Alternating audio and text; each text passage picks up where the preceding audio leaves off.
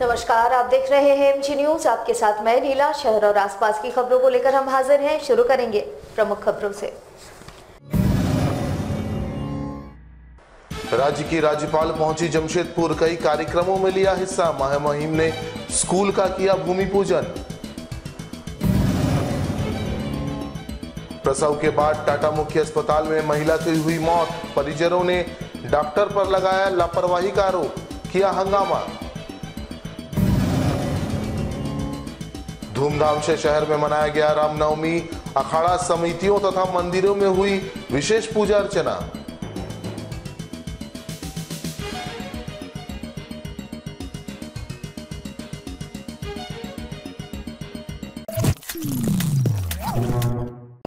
अब खबरें विस्तार से। जमशेदपुर के बरोमाइंस विनोबा भावे आश्रम के परिसर में बनने वाले हाईटेक इंग्लिश स्कूल का भूमि पूजन शनिवार को राज्य की महामहिम राज्यपाल ने किया। क्षेत्र के गरीब तबके के बच्चों को निःशुल्क उच्च शिक्षा प्रदान करने हेतु इस स्कूल का निर्माण कराया जा रहा है। महामहिम राज्यपाल ने इस दौरान विधिवत पूजा अर्चना कर स्कूल का भूमि पूजन किया। स्कूल में +2 तक की शिक्षा बच्चों को निःशुल्क प्रदान यहां की जाएगी। समाज सेवी सह हाईटेक केमिकल्स प्राइवेट लिमिटेड के निदेशक RK अग्रवाल द्वारा स्कूल को बनवाया जा रहा है। स्कूल का भूमि पूजन के मौके पर महामहिम राज्यपाल ने कहा कि यह स्कूल शहर के लिए क्रांतिकारी साबित होगा। छात्रों के बेहतर भविष्य के लिए उच्च शिक्षा आवश्यक है और यह स्कूल उसके लिए मील का पत्थर साबित होगा। उन्होंने कहा कि बच्चों को आधुनिक शिक्षा निःशुल्क प्राप्त होगी। पूर्व में इस प्रबंधन के द्वारा हिंदी माध्यम के स्कूल को संचालित किया जाता था, लेकिन बदलते वक्त को देखते हुए इंग्लिश स्कूल की शुरुआत की जा रही है। सभी समाज के गणमान्य बंधुओं का स्वागत है, अभिनंदन है। हमारे बीच मंजिल के हकदार वही हैं जिनके मुझे बताया गया कि आज 200 से 250 बच्चे 1 से 5 क्लास तो पढ़ते हैं। जो हाईटेक बनेगा, मुझे लगता है जितने भी आज 5 आश्रम है, बहुत सारे लोगों को पता चलेगा कि यहाँ स्कूल है। बाहर में भी जो बच्चे नहीं पढ़ पा रहे वो बच्चे भी आएंगे, क्योंकि एजुकेशन ही ऐसे एक रास्ता है जिंदगी जीने का। ये एक रास्ता है कि बच्चे या मनुष्य आगे बढ़ सकता है। शिक्षित नहीं होंगे तो फिर उनके जिंदगी जीने का राह खत्म हो जाता है, दिशा नहीं दिखता है।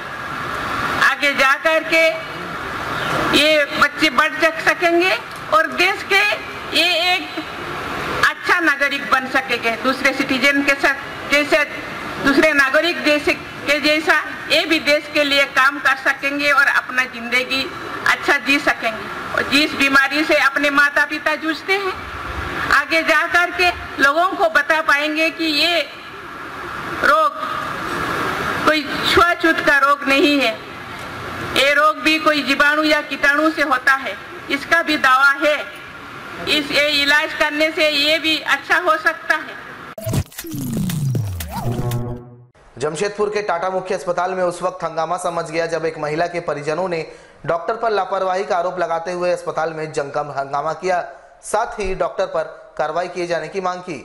बताया जाता है कि मृतका का नाम प्रियंका देवी है और उनकी उम्र लगभग 23 वर्ष है। 12 तारीख को दोपहर के वक्त उनके पति ने उन्हें प्रसव पीड़ा के बाद टाटा मुख्य अस्पताल में भर्ती करवाया था। इसके बाद देर शाम उन्होंने बच्चे को भी जन्म दिया। इसके लगभग 2 घंटे बाद डॉक्टरों ने उनके पति से महिला के तबीयत बिगड़ने की बात कही और फिर से देर रात इलाज करने की बात कही और इसके बाद उनके मृत होने की सूचना उनके पति को दी गई। इस मामले में महिला के पति व उनके परिजनों ने अस्पताल में डॉक्टर पर लापरवाही का आरोप लगाते हुए जमकर हंगामा किया। साथ ही डॉक्टर पर कार्रवाई की मांग की।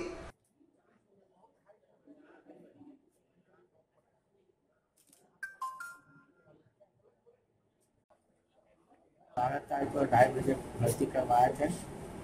डॉक्टर बोले थे कि ठीक है, भर्ती किया था। तो हम रिपोर्ट जब आएंगे बोले ठीक है, सामने आपको रिपोर्ट लिया, जाँच चल रहा है, अल्ट्रासाउंड जो भी है अभी हो रहा है। 6:30 बजे जब बुलाया अल्ट्रासाउंड दिखाने के लिए, तो इसमें बोला ठीक है, बच्चा में थोड़ा प्रॉब्लम होगा, धड़कन अप डाउन होगा, कभी भी सर्जरी हो सकता है। तो उनको बुलाए जाने के लिए तो फिर 1 घंटा के बाद फिर बुलाया, फिर सर्जरी किया। सर्जरी करने के बाद फिर तो बच्चा को दिखाया, तो बच्चा तो ठीक था, दिक्कत नहीं था। फिर मरीज भी दिखाया तो भी ठीक था लगभग। फिर बाद में फिर जब OPT लेके चला गया, OPT में जाने के बाद फिर बोलता है कि इसका थोड़ा सा प्रॉब्लम है, हो सकता है फिर से हम ऑपरेशन थिएटर में ले जा सकते हैं। पूरा डॉक्टर की लापरवाही है। जमशेदपुर में रामनवमी के नवमी तिथि पर शहर में विशेष पूजा अर्चना की गई। इस मौके पर पताका बदलने की परंपरा है। विधिवत पूजा अर्चना कर सभी अखाड़ों में बजरंगबली के झंडे लगाए गए। वैसे तो रामनवमी के मौके पर सभी अपने घरों में भी बजरंगबली के झंडे विधिवत पूजा अर्चना कर लगाते हैं। खासकर अखाड़ा समितियों द्वारा बड़े बड़े झंडे लगाए जाते हैं। नवमी के संध्या बेला में नगर भ्रमण का भी आयोजन किया जाता है, जिसके बाद दशमी पूजन के बाद झंडे का विसर्जन किया जाता है। शहर के तमाम अखाड़ा समितियों द्वारा नवमी पूजन कर बजरंगबली के झंडे लगाए गए। इस दौरान तमाम मंदिरों में विशेष पूजा अर्चना भी की गई। पूरा शहर इस दौरान राममय बना हुआ था।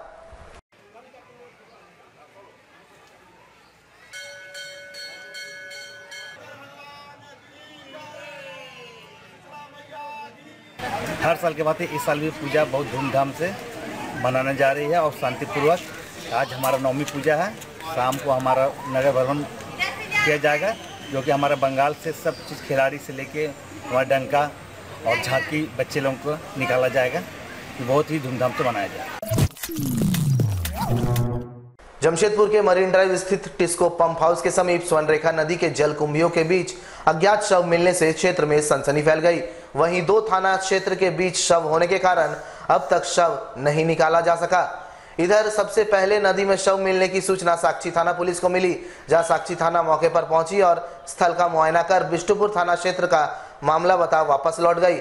इधर बिष्टुपुर थाना को मामले की सूचना दे दी गई, मगर काफी समय बीतने के बाद भी बिष्टुपुर थाना पुलिस घटनास्थल पर नहीं पहुंची थी।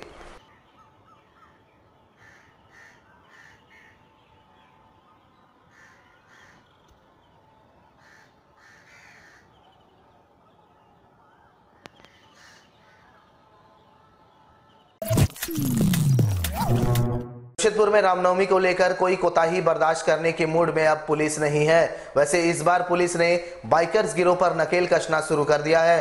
साक्षी थाना पुलिस ने कार्रवाई करते हुए सड़कों पर गैर मान्यता प्राप्त साइलेंसर युक्त मोटरसाइकिल चलाने वाले 2 दर्जन से भी अधिक गाड़ियों को जब्त किया है, जिसका साइलेंसर खुलवाकर जुर्माना वसूल कर चेतावनी देकर छोड़ दिया गया। वहीं जमशेदपुर पुलिस ने साफ कर दिया है कि रफ ड्राइविंग और तेज आवाज साइलेंसर और साइलेंसर से पटाखे की आवाज निकालने वाली गाड़ियों को जब्त किया जाएगा और उनके चालकों से जुर्माना भी वसूला जाएगा।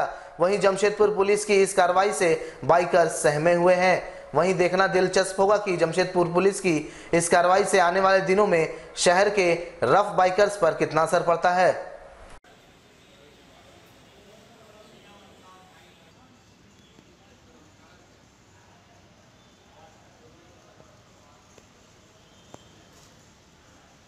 अभी रामनवमी को लेकर के कुछ लड़कों के द्वारा बुलेट का साइलेंसर चेंज कराते हुए रास्ते में आम जन को भयभीत करने के मकसद से पटाखे की तरफ गोली की आवाज़ में साइलेंसर से आवाज़ निकाल रहे हैं, जिससे आम जनता को काफ़ी परेशानी हो रही है।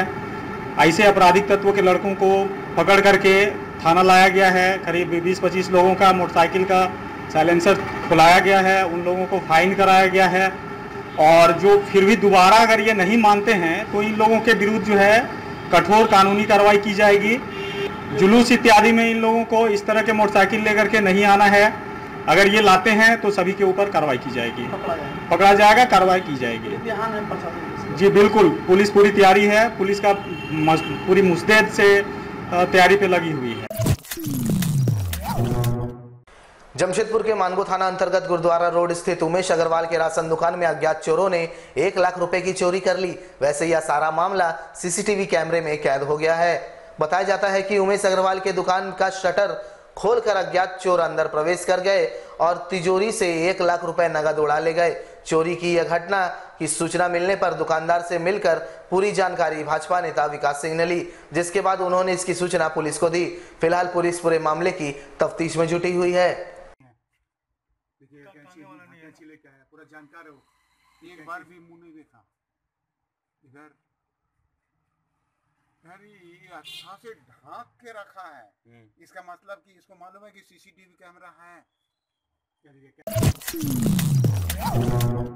पारा बैडमिंटन इंडिया ने जमशेदपुर के प्रभाकर राव को नया चेयरमैन नियुक्त किया है, जो इस राज्य के पहले व्यक्ति हैं जिनका चयन केंद्रीय नेतृत्व में किया गया है। वहीं ईस्ट सिंहभूम बैडमिंटन एसोसिएशन की नई कमेटी का गठन कर दिया गया, जहां नई एसोसिएशन की जिम्मेवारी रुपेश कटरियर को दी गई है। बिष्टुपुर स्थित मोहन आहूजा स्टेडियम में संवाददाता सम्मेलन आयोजित कर भावी कार्यक्रम को संबंध में जानकारी दी गई, जहां मीडिया से बात करते हुए पारा बैडमिंटन इंडिया के नए चेयरमैन के प्रभाकर राव ने कहा कि 2020 में होने वाले ओलंपिक गेम में और वर्ल्ड कप में भारत को गोल्ड मेडल दिलाना ही एकमात्र लक्ष्य होगा, जहां पहली बार ओलंपिक गेम में बैडमिंटन को शामिल किया गया है। वहीं दूसरी तरफ ईस्ट सिंहभूम बैडमिंटन एसोसिएशन की नई कमेटी का गठन भी कर दिया गया, जहां पूर्व अध्यक्ष संजीव सिंह को कमेटी का संयोजक नियुक्त किया गया है।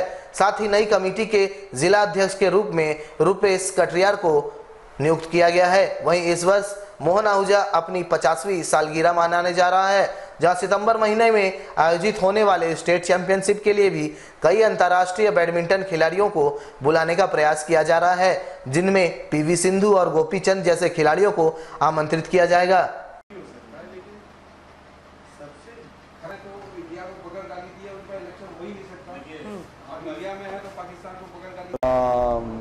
कि पैरा बैडमिंटन अगले 2020 में ओलंपिक में उसको मान्यता मिला है और हमारे पैरा बैडमिंटन में बहुत सारे लोग, बहुत सारे बच्चे मेडल लाने के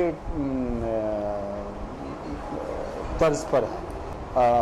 वर्ल्ड चैंपियनशिप है आपका अगस्त में स्विट्जरलैंड में शायद होगा। या हमारा विज़न है कि इंडिया को गोल्ड कैसे ओलंपिक में मिले, कि हिंदुस्तान के बड़े खिलाड़ियों में और जो नेशनल कोच जो इंडिया के प्राइड है, द्रोणाचार्य अवार्ड, अर्जुन अवार्ड, सब बात है। गोपीचंद से भी बातचीत हुई है कि उस समय अगर वो उपलब्ध रहेंगे हम लोग के टाइम के हिसाब से वो अवश्य आएंगे। इसके अलावा हम लोग अपने प्रेसिडेंट को और महिला खिलाड़ी जो भी उस समय उपलब्ध रहेगी, सिंधु, साइना, उनको भी लाने का प्लान है।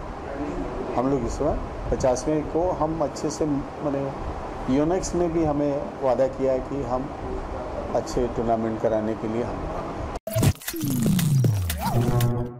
सरायकेला जिले के कांड्रा थाना अंतर्गत कांड्रा रेलवे स्टेशन के समीप रेलवे ट्रैक पर एक युवक का शव बरामद हुआ है। शव को देखने से ऐसा प्रतीत होता है कि किसी ने हत्या कर आत्महत्या का शक्ल देने के लिए उसे रेलवे ट्रैक पर फेंक दिया है। बताया जा रहा है कि मृतक डुमरा गांव का निवासी संजू मंडल है। उधर मृतक की बहन ने गांव का ही रहने वाला बाबूराम मंडल पर हत्या का आरोप लगाया है। मृतक के परिवार वालों का कहना है कि बाबूराम मंडल की साली से यह प्रेम करता था और इसको लेकर कई बार मारपीट भी हो चुकी है, इसलिए बाबूराम मंडल ने उसका हत्या करवा दिया है और करवाने के बाद शव को रेलवे ट्रैक पर फेंक दिया गया है। बात कुछ भी हो, लेकिन फिलहाल पुलिस पूरे मामले की तफ्तीश कर रही है। मतलब शादी से पहले मतलब शादी हुआ तो शादी नहीं हुआ, बोल रहा कि लड़की का कम उम्र है तो उसको बोल रहा कि शादी नहीं होगा। तो हमरा ठीक है, नहीं होगा तो बाद में सगाई कर दीजिए, बाद में शादी होगा। तो उसके बाद बोला कि ठीक है, हम लोग बोले सगाई कर दीजिए। पार हो गया सब कोई, सब अच्छा ही था, सब फैमिली वाला। लेकिन कल फुआ का बेटा आके घर में धमकी दिया कि तुम ज्यादा उछल रही है, कि सिम कार्ड तुम्हारा नंबर थाना में दे देंगे क्या, नहीं तो तुम डंडा खोज रही है क्या, न मार खोज रही है। घर में आके धमकी दिया है। धमकी देता है इसलिए कि ये बोलता क्यों फोन किया था, तो ये फुआ है, छोटा फुआ, तो फोन तो करेगा ही।